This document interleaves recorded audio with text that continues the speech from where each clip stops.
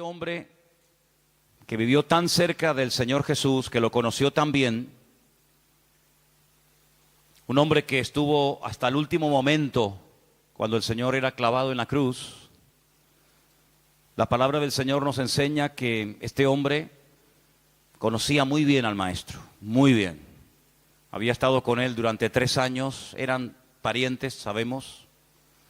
Un hombre que en ningún momento preguntó, ¿seré yo, Señor? ¿Se acuerdan? La última cena, cuando el Señor dice que uno de sus discípulos le iba a traicionar. Él en ningún momento dice, ¿seré yo? Pedro sí lo preguntó, y Santiago, y Tomás, y Felipe. Pero él nunca dijo, ¿seré yo? Porque él sabía que él no iba a ser. La pregunta de Juan fue diferente. La pregunta de Juan fue, ¿quién es, Señor? Diferente, ¿eh? ¿Quién es, Señor? Y el Señor le mostró quién iba a ser el traidor. Y este hombre fue de los 12 discípulos el que murió, el último, de muerte natural. Sabemos que escribió un precioso evangelio que lleva su nombre, el Evangelio según San Juan. Escribió 3 cartas, primera, segunda, tercera de Juan. Y escribió el famoso libro del Apocalipsis, el último libro del Nuevo Testamento. Pero en primera de Juan leemos cosas muy interesantes que él las dice a creyentes. Y vamos a ver, por ejemplo, la primera. Primera de Juan, capítulo 4, versículo 18, dice el texto, en el amor no hay temor, sino que el perfecto amor echa fuera el temor, porque el temor lleva en sí castigo, de donde el que teme no ha sido perfeccionado en el amor. Es interesante, ¿verdad? Habla del temor. En primera de Juan, capítulo 2, verso 15, dice, no améis al mundo, ni las cosas que están en el mundo. Primera de Juan 1, verso 6, dice, si decimos que tenemos comunión con Él y andamos en tinieblas, mentimos y no practicamos la verdad. Otra cosa muy interesante que Juan dice en esta carta, capítulo 2, versículo 4. El que dice yo le conozco y no guarda sus mandamientos, el tal es mentiroso y la verdad no está en él. Uno más. Primera de Juan 2, verso 9. El que dice que está en luz y aborrece a su hermano, está todavía en tinieblas. Todas estas palabras, todos estos versículos que hemos leído fueron dirigidos a creyentes. Sabemos que Juan le escribió fundamentalmente a creyentes. Creyentes que vivían con una presión social y religiosa y espiritual tremenda, y que en aquel tiempo ya comenzaban a levantarse herejías y falsas doctrinas que querían tirar por tierra las enseñanzas del Maestro. Pero me llama la atención que él dice que en el perfecto amor no tiene que existir temor. Es decir, son dos cosas opuestas. Es como el sol y la luna, el día y la noche, la sal y el azúcar. Dice que en el perfecto amor no puede haber temor. Pero Juan da a entender como que hay creyentes que todavía siguen teniendo miedo. No debería de ser así, ¿verdad que no? Pero la cruda realidad es que hay creyentes que hoy en día viven y tienen miedo. Pero no me refiero miedo a cosas. Como decía el jueves aquí, ¿no? Johnny, que tenía miedo a algunas cosas o tuvo miedo a algunas cosas.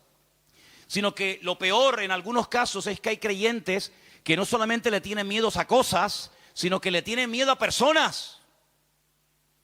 Hay gente que le tiene miedo al que le paga el sueldo, al patrón, al jefe. Hay gente que le tiene miedo al pastor.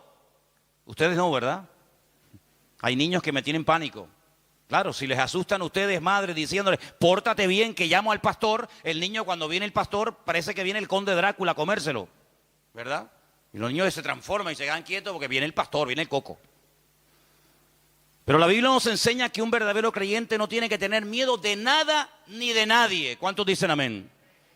Porque dice que el Espíritu de Dios que habita y que mora en nosotros no produce ese temor, Luego, si el Espíritu Santo que mora, que vive en nosotros, no produce temor, sino todo lo contrario, ¿cómo es posible que a veces haya gente que se llaman cristianos, que vienen a la iglesia hace años, que conocen la palabra del Señor, que han nacido de nuevo y todavía tienen temor, todavía tienen miedo de cosas y de personas?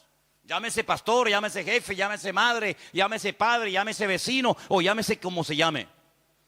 Después vamos a ver por qué hay algunas cosas que no son normales en la vida de algunos creyentes, pero la realidad es que se siguen dando. No solamente casos de temor, sino que hemos leído en el capítulo 2, verso 15, que en aquellos tiempos y hoy en día había y hay creyentes que todavía tienen apego a las cosas del mundo. Juan es muy categórico en esto, él no claudica, él no dice, bueno, eso es una cosa leve, es una cosa de poca importancia, sino dice, no améis al mundo, ni las cosas del mundo. Pero la realidad es que hay creyentes que todavía siguen amando ciertas y determinadas cosas del mundo. Y ahí usted póngale lo que quiera. Ponga usted el nombre que quiera y no voy a decir yo nada para que nadie se sienta aludido ni vaya a pensar que yo me estoy dirigiendo a esta persona o a aquella persona. La realidad es que todavía hay creyentes que siguen amando ciertas y determinadas cosas del mundo. Cuando él dice y las describe que si alguno ama al mundo, el amor del Padre aún no se ha perfeccionado en ese creyente. Y dice, todo lo que hay en el mundo, no dice lo que hay en el mundo, y podría uno decir, bueno, sí, pero esto no. No, dice todo. Todo lo que hay en el mundo, versículo 16. Y él lo resume en 3 palabras. Los deseos de la carne, los deseos de los ojos y la vanagloria de la vida no provienen del Padre, sino del mundo. Y el mundo pasa y sus deseos.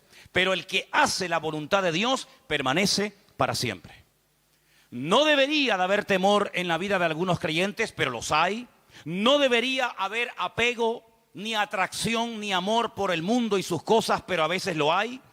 No deberían, como hemos leído en capítulo 1, verso 6, haber creyentes que todavía andan en tinieblas, porque dice la Biblia que somos hijos de luz. ¿Cuántos dicen amén? Pero la realidad es que a veces hay creyentes que hay un poco de tinieblas y un poco de luz en su vida. Y no pueden compartir una cosa con otra, porque decíamos el otro día, ¿qué comunión puede haber un creyente con un inconverso? Ninguna. ¿Qué comunión puede haber entre Cristo y Satanás? Ninguna. ¿Y qué comunión puede haber entre la luz y las tinieblas? Ninguna. Pero la realidad es que a veces hay creyentes que todavía hay áreas de su vida, llámese pensamientos, llámese emociones, llámese recuerdos, lo que usted quiera poner ahí, que todavía tienen áreas de su vida en tinieblas. Esa es la cruda realidad. ¿Debe ser así? No. Pero que los hay, los hay. Áreas de la vida de creyentes que todavía están en tinieblas. Capítulo 2, verso 4, leímos que hay creyentes, no solamente de la época de Juan, sino en la actualidad, que no guardan, que no cumplen, que no practican la verdad que han oído. ¿Y cómo puede hacer eso? Bueno, hermanos, porque cuando usted se convierte al Señor, el Señor no anula su voluntad. ¿Cuántos dicen amén? Usted no se convierte en un autómata, en un robot. Ahora ya no puedo decidir si voy por la derecha o voy por la izquierda, si obedezco o me rebelo. No, su voluntad sigue estando ahí. Y hay momentos en los que la voluntad, el ego, predomina sobre los impulsos del Espíritu, los deseos del Señor. Y a veces usted hace más su voluntad, hacemos a veces más nuestra voluntad que en el fondo la voluntad de Dios. ¿Debe ser así? No. Hay ejemplos en la Biblia de que la voluntad de Dios es que rindamos 100% nuestra voluntad al Señor. Por supuesto que los hay. Pablo decía, ya no vivo yo. Por ejemplo, un versículo, ¿no? Más vive Cristo en mí. El mismo Señor Jesucristo en el huerto de Getsemaní dijo que no se haga mi voluntad sino la tuya. Ejemplos todos los que usted quiera. Pero la realidad, ¿cuál es? Que muchas veces hacemos nuestra voluntad y no hacemos la voluntad de Dios. Y a veces no hacemos la voluntad de Dios porque a veces hay creyentes que ni se preocupan en saber cuál es la voluntad de Dios. Imagínense, terrible. Hemos leído en el capítulo 2, verso 9, que en aquellos tiempos y hoy en día, por supuesto, hay creyentes que aborrecen a ciertas y determinadas personas, incluso a otros hermanos. Porque que usted tenga un rechazo por gente del mundo, hasta ahí lo puedo entender. Pero que usted aborrezca a otro hermano suyo en la fe, la Biblia dice que el que hace eso no ha conocido a Dios. Porque Dios es amor. Entonces la realidad es que hay creyentes que andan todavía en tinieblas, que no practican totalmente la verdad, que no guardan los mandamientos del Señor, que andan en tinieblas, que tienen temores, que aborrecen a su hermano. ¿Y todo esto por qué? ¿Por qué se dan todavía, después de años, estas características negativas en la vida de algunos creyentes? ¿Por qué? ¿No causa esto dolor? ¿No causa esto mal testimonio y tropiezo a otras personas? Pues claro que sí, hermano, ya lo sabemos. ¿No piensan ustedes que cuando una persona dice que es creyente, los primeros que te observan son los más allegados a ti, llámese padre, madre, hermanos, vecinos, compañeros de trabajo, y basta que hagas una cosa mala, has hecho 100 buenas, pero no te dicen nada, no las reconocen. Pero basta que digas una palabra, que hagas algún gesto o que hagas cualquier cosa para enseguida, ¡fum!, se te tiran encima. Eso es lo que te enseñan en la iglesia. Y tú eres la cristiana. Ay, hermano, están con la escopeta cargada. 100 cosas buenas, nadie dice nada. Basta que contestes mal o que digas cualquier lamento. Hasta tu propia madre, tu propio padre, un hermano en Cristo, que tenía que decir, bueno, hoy por ti, mañana por mí. No te preocupes que tendremos a más de uno recordándonos que en ese momento no actuamos correctamente, no dijimos lo que teníamos que haber dicho, miramos lo que no teníamos que haber mirado, etcétera, etcétera, etcétera. A veces hay creyentes que le hacen muchos favores al diablo, Yo me acuerdo que una vez una hermana dijo, hermano, no hace falta que me condene y me recuerde mis errores porque ya hay uno que me los recuerda continuamente. No hace falta que usted le ría la gracia al enemigo. Ya tenemos todos al acusador. Pero la pregunta es, ¿por qué en la vida de los creyentes todavía se pueden manifestar estas características malas de las cuales hemos hablado? Bueno, primero, tenemos que tener en cuenta lo siguiente. Una cosa es que nosotros hayamos nacido de nuevo y otra cosa es que estemos creciendo y madurando en el Señor. Son dos cosas completamente diferentes. Usted puede haber aceptado al Señor, entregado su vida a Él. Ahora tu nombre está escrito en el libro de la vida, eres un hijo de Dios. Pero eso no significa de que tú estés madurando, de que tú estés creciendo. Y podríamos aquí pararnos y hablar horas poniendo ejemplo tras ejemplo, incluso hasta de iglesias enteras que no habían madurado para el tiempo que tenían. Es decir, lo que ellos decían que eran no coincidía con lo que ellos hacían y practicaban en más de una ocasión. Y siempre volvemos al ejemplo habitual y más común, la iglesia de Corinto. El apóstol Pablo en el capítulo 1 dice, hermanos, nada os falta en ningún don. Hablaban en lenguas, profetizaban, tenían aparentemente palabra de sabiduría, palabra de ciencia. El poder de Dios se movía. Pablo no cuestiona la credibilidad, la autenticidad de los dones. No dice, eso no es de Dios, eso no es de Dios. No, él no cuestiona, él pone orden en los dones que se estaban utilizando mal. Pero él no duda de la autenticidad de los dones. ¿Me explico? Él no dice, esas lenguas que ustedes están hablando, esos mensajes que ustedes interpretan, esas profecías que se oyen en los cultos, eso no es de Dios. Prohíbo categóricamente como apóstol y fundador de la obra que esos mensajes se sigan dando. No van por ahí los tiros. Sino que él dice, hágase todo decentemente y con orden. Él no pone en duda los dones. El problema es que las personas que estaban siendo utilizadas en alguno de estos dones no estaban dando testimonio.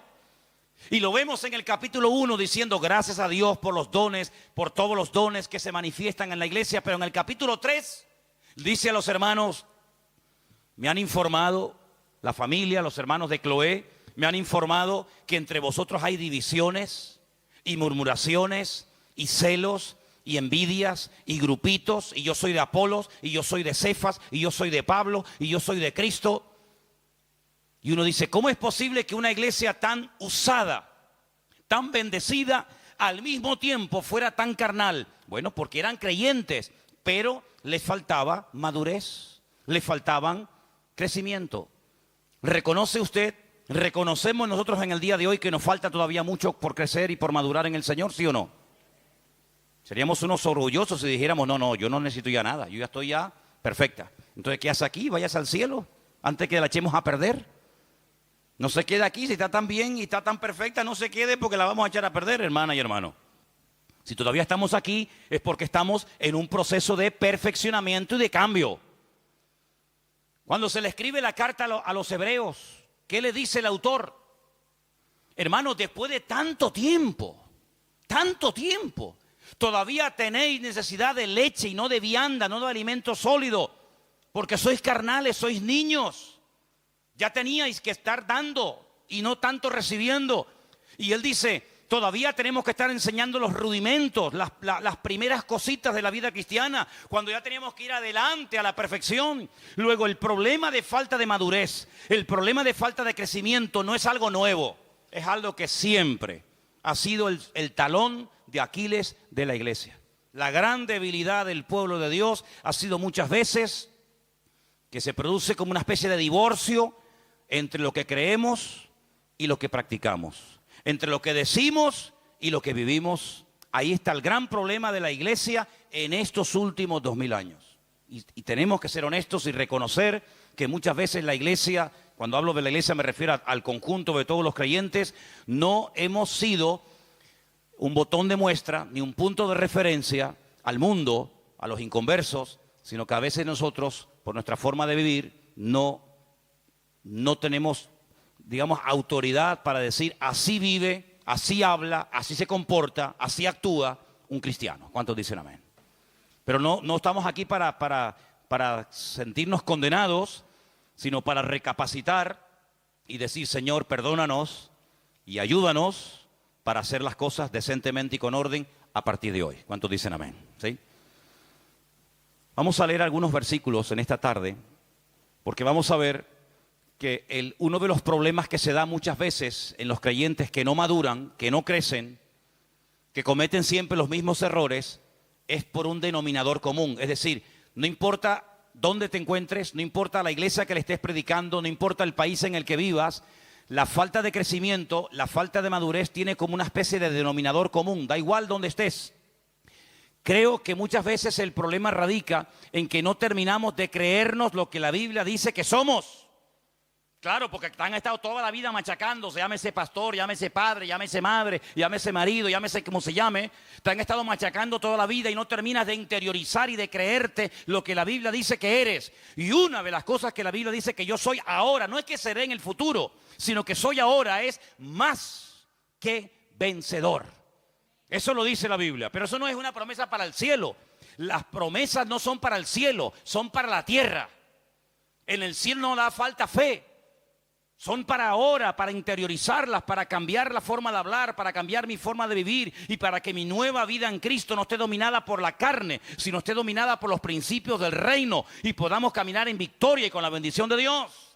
Y la Biblia dice que somos más que vencedores. ¿Cuántos dicen un fuerte amén? Dígaselo a su hermano. Hermanos, somos más que vencedores. Es una promesa nuestra, es una realidad del tiempo presente. Soy más que vencedor en Cristo Jesús. Ahora, he buscado algunos versículos que tienen una palabra en común. Ahora se van a dar cuenta de cuál es. Por ejemplo, vamos a leer en 1 de Juan 5:18. Y vamos a prestar atención porque nos van a leer esos versículos. Repito, 1 de Juan 5, verso 18. Sabemos que todo aquel que ha nacido de Dios no practica el pecado, pues aquel que fue engendrado por Dios le guarda y el maligno no le toca. Eso es una promesa tremenda, eso es una bomba. ¿Cuántos dicen amén? El maligno no le toca. ¿Y cómo entonces es posible que hay creyentes que están todo el día diciendo lo que el diablo le hizo? Porque hay creyentes que a veces cuando los oyes hablar, hablan más del diablo que de Cristo. Es que el diablo me no sé qué, es que el diablo me tentó, es que el diablo me no sé qué, es que el diablo... Yo digo, nosotros así no hablamos. No es de la forma como hablamos los creyentes en el Señor y menos los miembros de Vida Nueva. Nosotros no estamos haciéndole propaganda al enemigo lo que me hizo, porque la Biblia dice que el maligno tiene la orden de parte del Señor de no tocarnos. ¿Cuántos dicen amén? Ay, pero entonces hay creyentes que caen y tropiezan y pecan. Porque se habrán separado del Señor, porque habrán bajado la guardia, porque no andan conectados con la fuente. Pero si usted está conectado al Señor, si usted ora cada día, si usted hace la voluntad de Dios, si usted no le da lugar al diablo, el diablo no puede tocarlo. Porque la Biblia dice que mayor es el que está en nosotros que el que viene contra nosotros. Entonces, cuando usted ve por ahí a un creyente que no anda correctamente, que anda torcido, que da mal testimonio, dice, porque bajó la guardia, porque la Biblia dice, no deis lugar al diablo. Y cuando usted le da lugar, él lo toma. Pero la promesa del Señor es que si usted está agarrado a la fuente, agarrado al Señor y a su palabra, el maligno no le toca. ¿Cuántos dicen amén? Diga conmigo, el maligno no me puede tocar, porque el Señor está conmigo. Dígalo otra vez, el maligno, el diablo, no me puede tocar, porque el Señor está conmigo. Así es, interiorice y practique y diga esa verdad, porque lo que creemos tiene que salir por la boca. Así de claro, dice que con el corazón se cree para justicia, ¿sí? Pero con la boca se confiesa que salvación. Hay que confesar lo que tenemos aquí adentro, que salga por la boca, que el diablo lo oiga. El diablo no lee los pensamientos, el diablo no sabe lo que usted está pensando en su mente, en su corazón, pero suéltelo por la boca para que él lo oiga y tiemble y salga corriendo en el nombre de Jesús. Primera de Pedro 1:5, mire qué versículo tan tremendo. ¿Qué dice? Que sois guardados por el poder de Dios mediante la fe, para alcanzar la salvación que está preparada para ser manifestada en el tiempo postrero. La palabra que usted va a escuchar en estos versículos que van a estar leyendo ahora es la palabra guardados. Protegidos. El maligno no nos puede tocar porque estamos guardados, protegidos por el Señor. Ahora dice que la fe que Dios nos ha dado nos guarda. Es como una muralla que nos protege de los ataques del enemigo. Porque dice la Biblia que la fe es el escudo. ¿Sí o no? Efesios capítulo 6. Sobre todo, tomad el escudo de la fe. ¿Para qué? El mismo versículo lo dice. Para que podáis apagar todos los dardos de fuego del maligno. Cuando usted baja el escudo, ahí le golpea al diablo. Pues no lo baje, no lo levante, no lo tumbe, levántelo y proclame la fe que tiene, proclame las promesas del Señor. Y dice que la fe que Dios le ha dado nos ayuda a combatir, nos ayuda a contrarrestar los ataques del maligno y nos guarda del maligno y nos protege. Judas, la carta de Judas que está antes del libro de Apocalipsis, es una carta muy chiquita. Solamente tiene versículos, no tiene ni un capítulo. Vamos a leer dos versículos, el 1 y el 24 de Judas. 1, Judas 24 también. Judas, siervo de Jesucristo y hermano de Jacobo, a los llamados, santificados en Dios Padre y guardados en Jesucristo.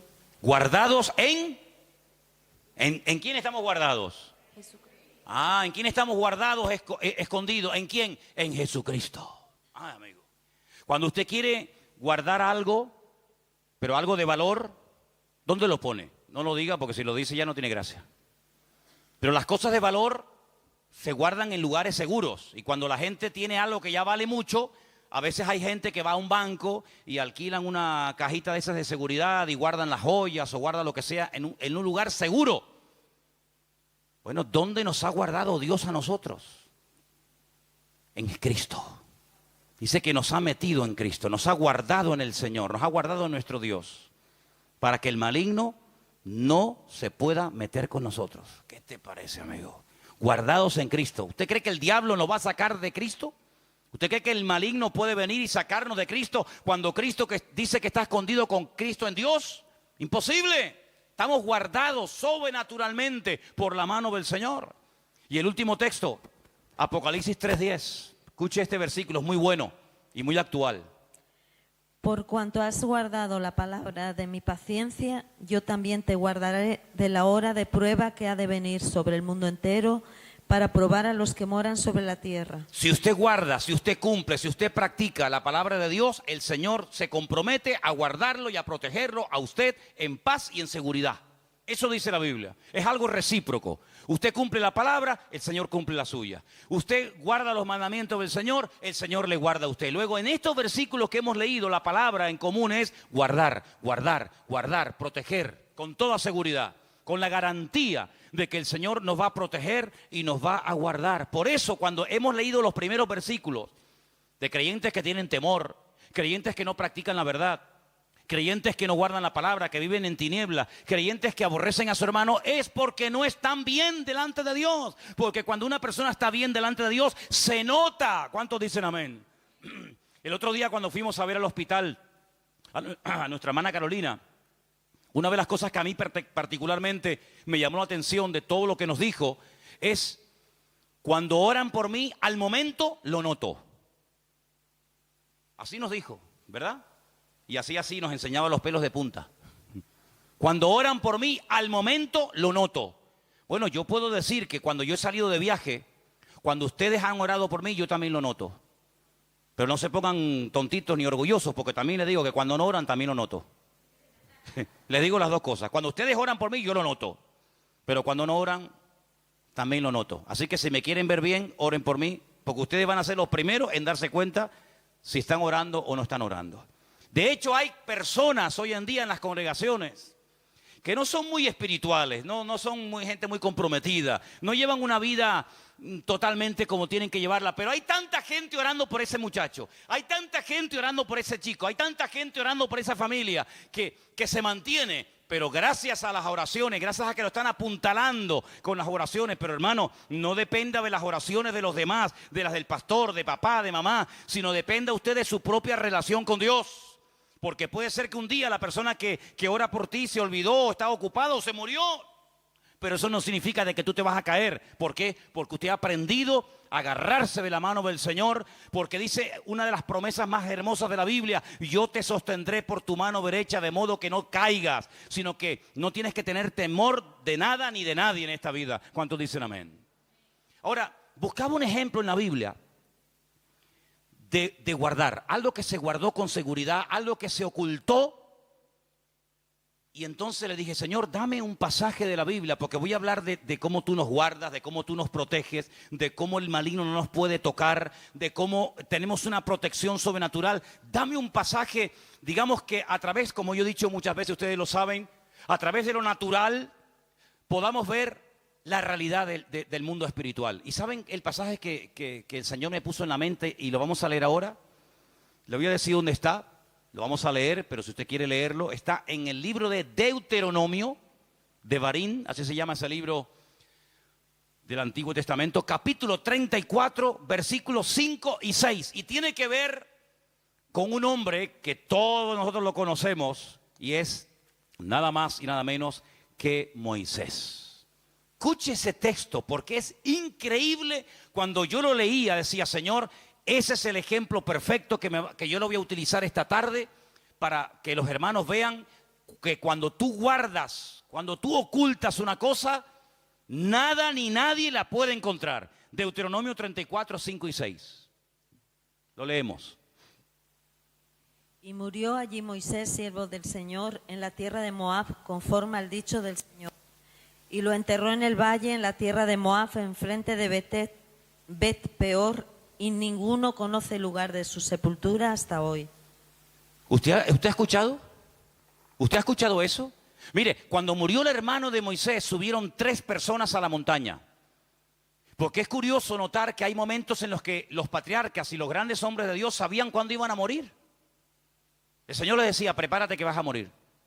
Y ellos reunían a la familia, bendecían a los hijos. Incluso Isaac, cuando sabía que iba a morir, dice que mandó a asar 2 cabritos. Pero ¿quién se puede comer 2 cabritos a punto de morir? Ni vivo me como yo 2 cabritos. Imagínense una persona en el lecho de muerte y le hacen 2 cabritos. Ahora murió a gusto, Murió a gusto el Isaac. Y él llama a sus hijos, los bendice. Jacob igual, cuando va a morir, dice: vengan para acá que les voy a declarar lo que va a ocurrir en el futuro, y les profetiza lo que va a ocurrir en el futuro. Cuando el Señor le dice a Moisés: mira, suba a lo alto del monte porque tu hermano Aarón va a morir. Entonces subió Aarón, su hermano, subió Eleazar y subió Moisés. Subieron 3 a la montaña, y cuando le quita las vestiduras sacerdotales a su hermano, se las pone a su hijo. Allí murió Aarón y allí lo enterraron. Ahora, si usted muere en su casa, su cuerpo se queda allí. El que venga a su casa lo ve a usted allí. Si usted muere en un hospital, el que va al hospital ve que usted murió allí porque el cuerpo está allí. En el caso de Moisés se dio algo muy curioso. Claro, usted dice: pero eso que hemos leído en Deuteronomio 34, ¿lo escribió Moisés antes de morirse? O por ejemplo, lo escribió Josué una vez que Moisés murió, porque claro, si Moisés va a morir, ¿cómo él escribió, cómo él pudo describir su funeral? Bueno, hay dos opiniones, o que Dios le reveló los detalles a Moisés antes de, y la segunda opinión es que Moisés murió y luego el que terminó el libro de Deuteronomio probablemente haya sido su siervo, su ayudante, que fue Josué. Ahora, el día que murió Moisés no subió acompañado de nadie, como el caso de Aarón. El día que Moisés murió, dice que lo llevó el Señor a la tierra de Moab, lo que sería hoy en día Jordania. Le mostró toda la tierra, le dijo, mírala porque no vas a entrar. Y dice que allí murió Moisés. Ahora, si Moisés subió a lo alto de ese monte y murió allí, si usted media hora más tarde sube, el cuerpo de Moisés, ¿dónde está? Pues donde quedó muerto, ¿sí o no? Sin embargo, dice la Biblia que nunca nadie encontró el cuerpo de Moisés. Y uno dice, pero ¿qué pasó? ¿Será que la arena del desierto lo tapó? Bueno, pues escarbe y el cuerpo está allí. ¿Por qué nadie encontró ni en aquellos tiempos, ni siglos más tarde, ningún hueso, ningún rastro del cuerpo de Moisés? Bueno, lo hemos leído. ¿Qué dice el texto? Porque el Señor, ¿qué dice? Lo enterró y nadie sabe dónde Dios lo enterró. Es decir, Dios lo ocultó de tal manera que aunque subiera todo el pueblo de Israel escarbando por todo el monte, nunca lo iban a encontrar, porque Dios lo que oculta y lo que entierra, nadie lo encuentra. ¿Cuántos dicen amén? Es como esa expresión que encontramos en Apocalipsis, que dice que puerta que Dios abre, nadie la puede cerrar. Y puerta que Dios cierra, no te empeñes porque tú no la vas a abrir, ni tú ni 20 como tú. Luego, si Dios enterró a Moisés, ni el diablo, ni todo el pueblo supo nunca dónde Dios lo enterró. Ese es el ejemplo que yo quiero retomar y volver a los textos donde sale la palabra guardados en Cristo, protegidos por Cristo, para que ustedes se den cuenta que si un cuerpo muerto, escúcheme bien esto, si un cuerpo muerto no fueron capaces de encontrarlo, cuánto más usted que está vivo, que ha nacido de nuevo, que está guardado y escondido en Cristo, cuánto más el Señor nos protegerá de los ataques del diablo. ¿Cuántos dicen un fuerte amén? Y denle un aplauso ahora y dígale gracias, Señor, porque ahora entiendo que estoy protegido por la mano de mi Dios. Amén. Estoy protegido por la mano del Señor. Ahora, eso no significa de que el diablo no va a intentar tentarte. Cuidado. Eso no significa de que el diablo no va a intentar meterse contigo, desanimarte, robarte el gozo, robarte la paz, robarte la victoria. Él lo va a intentar. Ese es su trabajo. Pero tú también vas a intentar.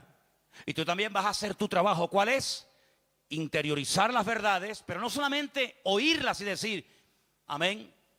Si me preguntan dentro de 3/4 de hora de qué se habló hoy en la iglesia, bueno, que estamos protegidos por el Señor, que a pesar de que podemos tener temor y amar a veces al mundo y esto y lo otro, pero estamos protegidos por la mano del Señor.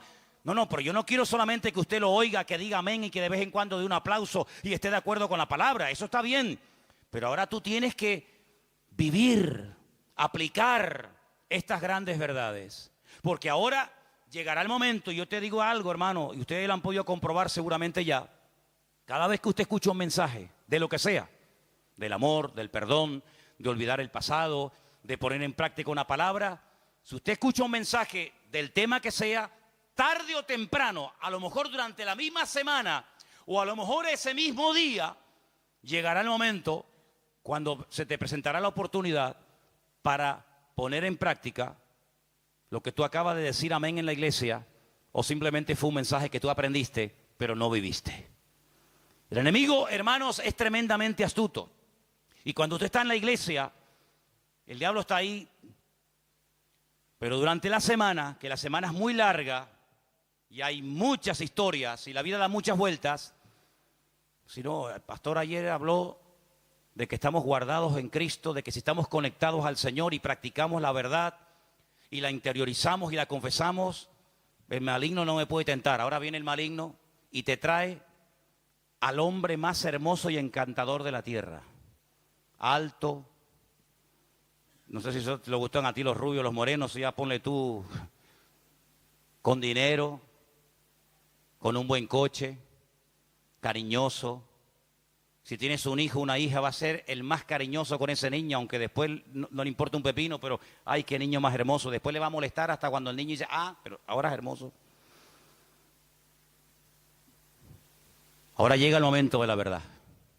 Ahora llega el momento de decir, a ver si es verdad que el Señor me protege y me cuida. Claro que es verdad, pero de la verdad oída a la verdad practicada hay un eslabón. Es como cuando dicen, no, el hombre viene del mono. No dicen eso, dice que hay un eslabón perdido. Bueno, a veces entre la verdad expuesta, entre la palabra que se ha oído y esa palabra que la vamos a practicar, hay como una especie de eslabón perdido.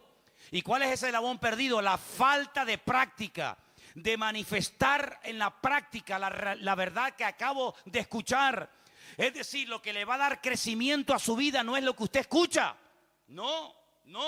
Pero algunos estarán pensando, pero la Biblia dice que la fe viene por oír. Y por oír la palabra de Dios. Bueno, si yo no aclaro y no explico un poco más en profundidad este texto, quiere decir que si usted oye y oye y oye y oye y oye semana tras semana, año tras año la palabra, al cabo de unos años usted tiene que tener una fe que ni el patriarca Abraham le gana. Usted sabe que en internet usted puede poner hoy en día la Biblia hablada. Algunos la tienen en el móvil, ¿sí o no? Ya son tan vagos que ni la leen, que la lea otro. Mateo 24, la pongo y estoy viendo cualquier cosa, pero me está diciendo Ya. Entonces, cuando usted pone la Biblia hablada a las 8 de la mañana y se acuesta a las 12 de la noche, usted ha oído un montón de horas la Biblia. Quiere decir que cuando usted se va a la cama, se va con una fe. Bueno, tiene que ensanchar la cama, tiene que comprarse un colchón más grande porque no le va a caber la fe en la cama. ¿Quiere decir eso la Biblia? No es realmente así. Uno de los pocos verbos que en la Biblia son polivalentes, es decir, que tienen una doble traducción, optaron por esta, pero a mí me gusta más la otra, es que la palabra escuchar o el verbo escuchar es exactamente el mismo verbo que obedecer. Luego, obedecer y escuchar se dice exactamente igual. Eso quiere decir que cuando la Biblia dice la fe viene por oír, usted quite la palabra oír y ponga escuchar. O ponga la palabra obedecer, que es mejor todavía. La fe viene por obedecer la palabra de Dios. Es no solamente oír, porque oír no cuesta nada. Un inconverso pasa por la calle o una persona entra por primera vez a un culto y escucha una predicación, la escuchó, pero no la vive, no la practica. Eso es el gran error que muchos creyentes cometen, que no practican. Y como no practican la palabra, no crecen. Y son los creyentes que tienen temor, los que andan en tinieblas, los que son incapaces de cumplir con la palabra, los que son incapaces de amar al prójimo o a quien sea.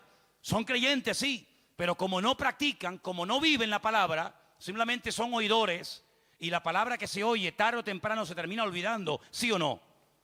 Pero es la palabra que se practica, aunque sea en una pequeña porción. La palabra que usted oye y la practica, esa es la palabra que produce fruto y crecimiento en su vida. Por eso dice la Biblia, si oyereis hoy su voz, no endurezcáis vuestros corazones. Es decir, si hoy el Señor me está hablando en una línea, quiere decir que el Señor me está preparando para lo que va a venir durante esta semana. Si el Señor la semana pasada me habló en otra línea, en otro tema, quiere decir que puede ser que durante la semana ya el Señor me está preparando para las tentaciones, para las circunstancias que me pueden afectar a lo largo de la semana. Usted puede comprobar esto cada semana, hermano. Usted puede comprobar que cuando se habla de paciencia, a lo largo de la semana vendrán oportunidades donde usted va a tener que tener mucha paciencia para aguantar eso. Cuando se habla de fe, usted se va a dar cuenta de que vienen circunstancias en las que va a tener mucha necesidad de fe para poder echar para adelante ese problema que tienes. Y así en todos y cada uno de los temas que usted escucha. Y hoy el Señor nos está diciendo que Dios nos guarda, que Dios nos protege, que Dios nos cuida. ¿Puede ser que el enemigo en esta semana quiera robarte la paz que tenías? Probablemente. Puede ser que en esta semana el diablo te quiere robar el gozo y ahora que veías un poquito de luz y ahora que te estabas animando y ahora que querías ir a por todas, ahora va a venir el sablazo. Claro, hermano, el diablo es un ladrón. ¿Y un ladrón a qué viene? a contarte el cuento de Caperucita Roja. No, viene a hurtar, a matar y a destruir. Pero como tú ya lo sabes, porque la información es poder, y tú ya tienes la información, y tú sabes que el diablo viene a amargarme la vida, a robarme la paz, a robarme el gozo. Me da igual si es por el dinero, por el marido, por el padre, por la madre, por fulanito, por menganito. Como ya lo sé, y hoy el Señor me está hablando, el que tiene oídos para oír, oiga lo que el Espíritu dice a la iglesia. Y hoy el Señor le dice a Vida Nueva, a la iglesia esta aquí presente, nos dice que Él nos está guardando, que Él nos está protegiendo. Puede ser que el Señor nos está diciendo en esta tarde, prepárense. Porque el enemigo no soporta que usted viva en paz, que usted viva en seguridad, que usted esté tranquilo, guardado y protegido por la mano del Señor. Y va a hacer todo lo posible por amargarte la vida. Pero no se preocupe, porque dice la Biblia que por un camino vendrá y por 7 saldrá corriendo, porque mayor es el que está en nosotros que el que viene contra nosotros. ¡Gloria a Dios! ¡Gloria a Dios! ¡Aleluya! ¡Amén! ¡Amén! Luego, hermano, escuche bien esto. Si el enemigo piensa que yo no voy a poder poner en práctica este mensaje durante esta semana, se equivoca. Porque la victoria no depende de mi estabilidad, la victoria no depende de mi estado de ánimo, gracias a Dios. La victoria depende de Él. Es su victoria, no es mi victoria, es su victoria la que yo aplico a mi diario vivir. Un día usted puede estar animado, otro desanimado. Un día puede estar más alegre, otro día menos alegre. Pero es que la victoria no depende de eso, de su estabilidad emocional. La victoria depende de alguien que venció al diablo una vez y para siempre.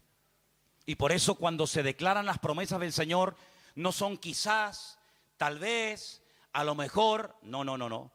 Todas las promesas del Señor son sí y amén en Cristo Jesús. El que duda es usted, la palabra, la promesa no duda. Por lo tanto, si la palabra es segura, si la palabra dice que es como una antorcha que alumbra en medio de la oscuridad de la noche, lo que yo tengo que hacer es decir, Señor, yo no quiero vivir según mi estado de ánimo, porque entonces voy apañado. Yo no quiero vivir según mis emociones o mis sentimientos, porque son fluctuantes, soy cambiante. Y la Escritura dice, y termino, no seáis como niños fluctuantes llevados por el viento de un lugar para otro. Dice, y el que pida que no dude, porque el que duda es como la ola que entra, y la ola que entra nunca más se ve. Esa ola entró y murió. Pero el creyente no es así.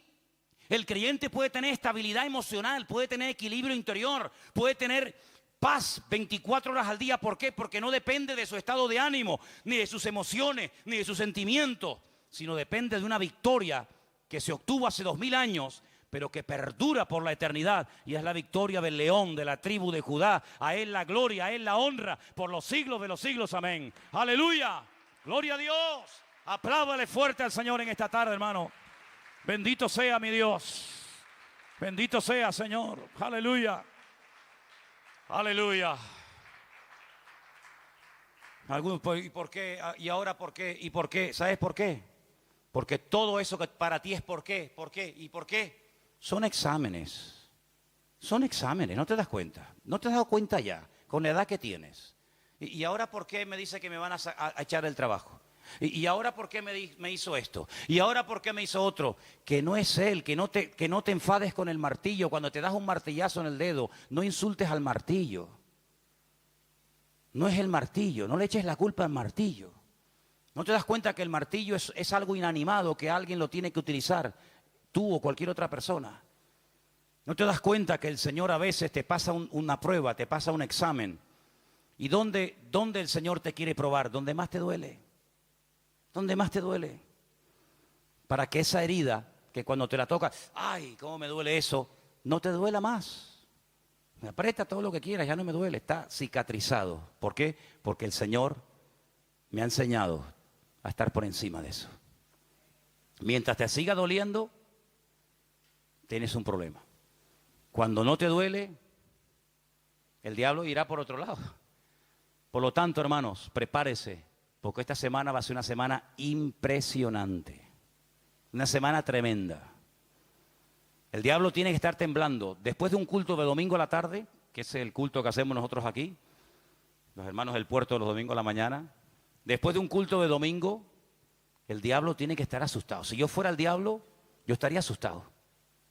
Porque si todos ustedes en esta semana han interiorizado estas verdades y las proclaman y las practican, el diablo se va a tener que ir de Tenerife.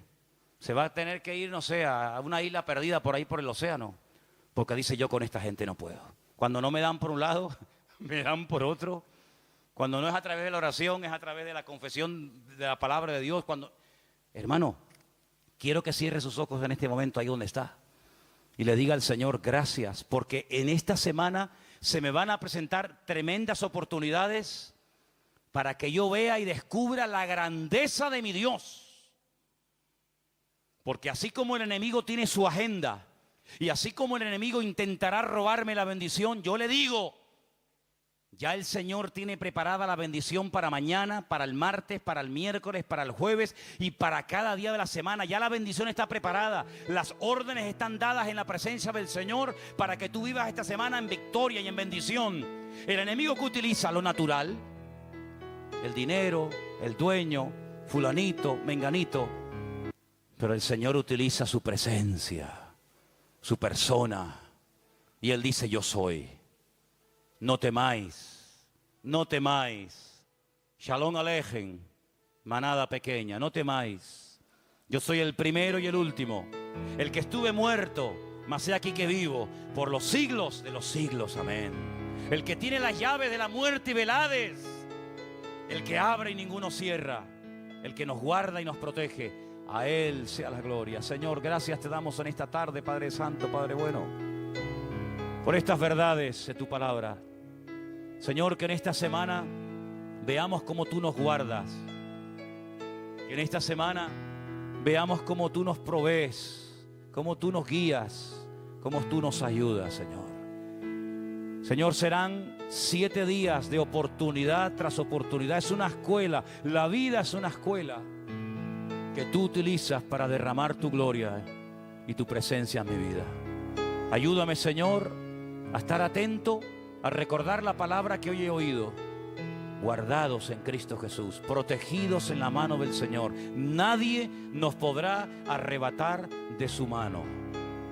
Yo lo creo y lo declaro y bendigo, Señor, tu nombre, porque sé que en esta semana tú vas a bendecir mi vida. Tú vas a hacer milagros, cosas que uno dice, ¿cómo, Señor? Tu palabra dice, el Espíritu Santo lo hará. Porque lo que es imposible para los hombres, es posible para Dios. Y yo te pido, Señor, que en esta semana, lo que es imposible desde el punto de vista humano, se haga realidad desde la autoridad de mi Dios. Señor, métete en mi casa, métete en mis estudios, métete, Señor, en mi mente, métete, Señor, en todas las circunstancias de mi vida. Y como hemos cantado, el Señor es mi pastor y nada me faltará. Aleluya. Que no decaiga nuestra fe y que a lo largo de esta semana podamos verdaderamente pasar de la teoría a la práctica y crecer y madurar y seguir avanzando en el nombre del Señor. En tu nombre, Jesús. Amén y amén. Nos ponemos de pie, queridos hermanos. Me gustaría que volviéramos a cantar ese Salmo 23. El Señor es mi pastor, nada me faltará. En lugares de delicados pastos me hará descansar. Algunos tal vez necesitan un poquito de descanso, ¿sí o no? Qué bueno es el Señor. ¿Cuántos dicen amén? Aleluya. Quiero que en esta noche pasemos aquí delante. Yo sé que tal vez no hay espacio para todos, pero vamos a acercarnos. Aquí juntos. Aquí, hermanos, aquí delante de la plataforma, arrímense lo más que puedan. ¿Así? Eso es. Aquí delante vamos a orar y pedir al Señor que en esta semana el Señor nos guarde, que el Señor nos proteja, que el Señor nos ayude no solamente a dar testimonio, sino que también podamos en todo momento estar tranquilos, sabiendo que mi mano o la mano del Señor está sobre mi vida, que mayor es el que está con nosotros que el que viene contra nosotros. Puedes perder una un día un partido. Los mejores equipos que ganan ligas y campeonatos a veces pierden partidos, ¿sí o no? Uy, perdió el equipo con un equipejo. ¿Cómo es posible que este equipo tan bueno, con jugadores tan buenos, perdiera hoy el partido? Es que a veces hay que perder en la vida para aprender algo, ¿sabes? Y puede ser que a lo mejor hayas perdido algo, pero eso no significa de que estés solo. Puede ser que un día lloraste, pero ¿sabes? Si lloraste es para que valores más el gozo del Señor. Porque la Biblia no dice bienaventurados los que ríen, pero la Biblia dice bienaventurados los que lloran. ¿Sí o no? La Biblia no dice bienaventurados a los que todo le va bien. Eso no dice la Biblia. Pero la Biblia dice bienaventurados los que padecen persecución por causa de la justicia, porque de ellos es el reino de los cielos. Luego a veces hay circunstancias que uno como ser humano, porque no dejamos de ser polvo y carne, uno dice, ¿por qué? ¿Por qué, Señor? Y dice la Biblia que el Señor a veces se ríe como diciendo, pobres cachorrillos, pobres cachorrillos. Tranquila, relájate. Todo está bajo control. Todo está bajo control.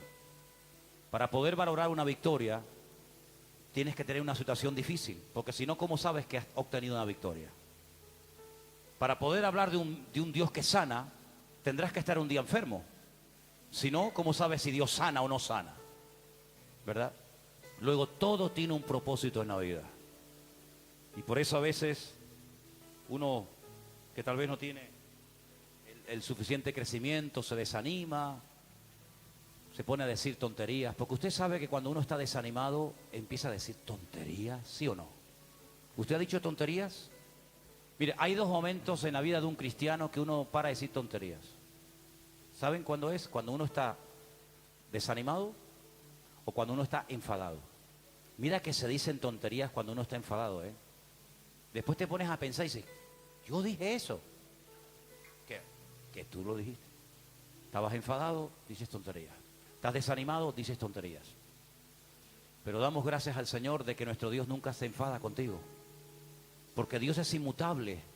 Dios no está un día alegre, otro día triste, hoy estoy contigo. Dios es inmutable, siempre está igual. Eso quiere decir que la victoria no depende de ti, la victoria depende de Él. Toma la mano de la persona que está a tu lado si quieres. Ora por él, ora por ella. Bendícelo, bendícele. A veces estamos muy pendientes de que Dios me hable, Dios me bendiga. Está bien, no hay nada malo en eso, hermanos. Pero a veces bendiciendo, uno es bendecido. Y yo creo que hay personas aquí que tienen que comenzar más a bendecir. Porque cuando tú comiences a bendecir, te olvidas de ti mismo, te dejas de mirar el ombligo, te dejas de mirar a tus problemas. Cuando tú bendices y das, y das, y das a los demás, te olvidas de que no habías comido, te olvidas de que... Te olvidas. Y a veces estamos demasiado pendientes en mis cosas, mi vida, mi casa, mi marido, mis hijos, mis estudios, mi coche, mi casa, Hermanos, no se mire tanto usted mismo. No estás en esta vida para mirarte a ti, estamos en esta vida para hacer la voluntad de Dios. Así que bendiga al que está a su lado. Señor, diga, Señor, bendiga a mi hermana, su familia, su casa, sus hijos, su trabajo, sus estudios, si los tuviera. Bendigo, Señor. Bendigo en el nombre de Jesús. Y lo que tú me has dado lo comparto, Señor. Porque dando se recibe. Y porque para recibir hay que dar. Padre, en el nombre de Jesús nos bendecimos los unos a los otros en esta noche. Y declaramos que el Señor es nuestro pastor. Y que nada nos faltará. Oramos por los hermanos aquí presentes y por los que verán este culto desde muchas naciones del mundo. Oramos por nuestro hermano Adolfo y su esposa, los hermanos que nos están viendo en Israel. Oramos por nuestro hermano Adán en Estados Unidos.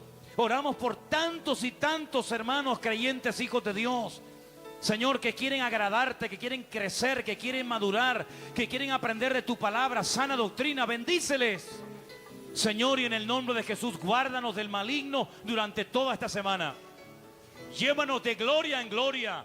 Llévanos de victoria en victoria. Llévanos de bendición en bendición, Señor. Y gracias te damos, porque veremos tu gloria. Porque en esta noche no oramos en el nombre de un hombre. En esta noche oramos en el nombre que es sobre todo nombre. El nombre de nuestro Señor Jesucristo, el Rey de Reyes y Señor de los Señores. Amén y amén. A Él la gloria. Amén. Aleluya. Fuerte ese aplauso a nuestro Dios. Aleluya. Santo. Vamos. Aleluya. Sí, Señor. Sí, Señor, te alabamos. Amén. Aleluya. Quiero que abraces a tu hermano y le digas, hermano, prepárate para vivir una semana victoriosa.